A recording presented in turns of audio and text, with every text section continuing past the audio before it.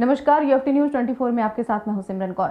उत्तर प्रदेश की योगी सरकार में पूरे प्रदेश में गायों के लिए गौशालाएं बनवाई गई हैं और उनकी देखरेख खानपान के सारे इंतजाम करने को कहा गया है।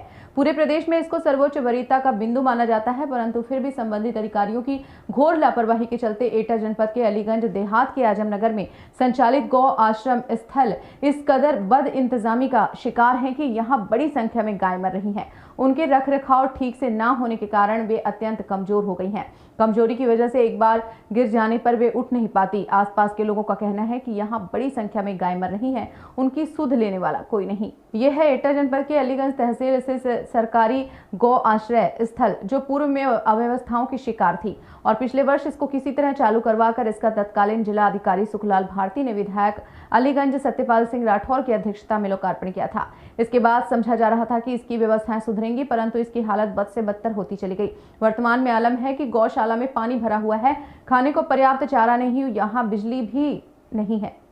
बद इंतजामी का आलम यह है कि यहाँ बड़ी संख्या में गाय मरने को मजबूर है। गायों की स्थिति यह है कि वे कमजोरी के कारण गिर पड़ती हैं और फिर उठ नहीं पाती, तड़प तड़प कर दम तोड़ देती हैं। आसपास के लोगों का कहना है कि जो गाय मर जाती हैं उनको वहीं आसपास के खेतों में गाड़ दिया जाता है। गौशाला के अंदर भी बड़ी संख्या में हड्डियां पड़ी हुई देखी जा सकती हैं। कई बार ग्रामीणों ने संबंधित अधिकारियों से गायों की दुर्दशा की शिकायत की, पर किसी ने कोई ध्यान नहीं दिया।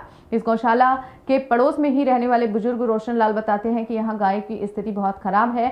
300-400 गाय ऐसी थी जो गाय आती जाती रहती थी। इनमें 300 से ऊपर गाय मर चुकी हैं। मरी हुई गायों को गौशाला के पीछे गाड़ दिया जाता है। ये गाय खाने पीने की कमी के कारण मर रही हैं। यहाँ छाया की भी कमी है, इनको पानी नहीं दिया जाता। इस गौशाला की दुर्दशा के बारे में जब अलीगंज के एसडीएम से बात हुई तो उन्होंने कहा कि अस्थायी गौशाला की तहसीलदार को भेज कर जांच कराई थी। ये सही है कि गौशाला की स्थिति सही नहीं है। इसकी सूचना मीडिया के माध्यम से मुझे मिली थी। मैंने डिप्टी सीवीओ को भेजा है। पानी बिजली की समस्या है, जो भी दोषी है उस पर कार्रवाई के लिए उच्च अधिकारियों को लिखेंगे। मैंने बीडीओ और डिप्टी सीवीओ को कहा कि यदि इसमें कोई भी ऐसी घटना होती है तो उसका डिस्पोजल उससे लगी 60 बीघा जमीन में पर्याप्त दूरी पर कराया जाए, वहीं पर ना किया जाए। इसके लिए इसका सख्ती से पालन करेंगे। 1-1.5 महीना हो गया। यहाँ पर गौशाला में कितनी गाय मर चुकी हैं 1.5 महीने में? मर चुकी होंगी ऐसे ही 10-12 गाय। 10-12 गाय मर चुकी हैं। किस वजह से मर गई वो? जो बारिश हुई थी अभी बीच में जी, तो उसकी वजह से ये बैठ नहीं पाई। जब बैठी तो उनके पैर अकड़ गए, मतलब मट्टी में, तो उठ नहीं पाई वो। 12 गाय लगभग मर चुकी होंगी। उसकी दवाई भी लगाई गई, उठाया भी गया, डॉक्टर भी आए। और नाम क्या है आपका? रोशन लाल जी, ये मकान गौशाला के सामने आपका है और आप यहाँ जो है रहते हैं, प्रत्यक्षदर्शी है। ये सामने गौशाला है। गायों की क्या स्थिति है यहाँ पर? गाँव की स्थिति बहुत खराब चल रही है। कितनी गाय इसमें थी और कितनी गाय अब तक मर चुकी हैं? गाय कम से कम आएंगी तब 300-400 गाय थी और गाय अब तक आती जाती बहुत रहेंगी, मगर गाय 300 से ऊपर मर चुकी है। तो इनको कहाँ गाड़ दिया जाता है? इनको पीछे गाड़ दिया जाता है।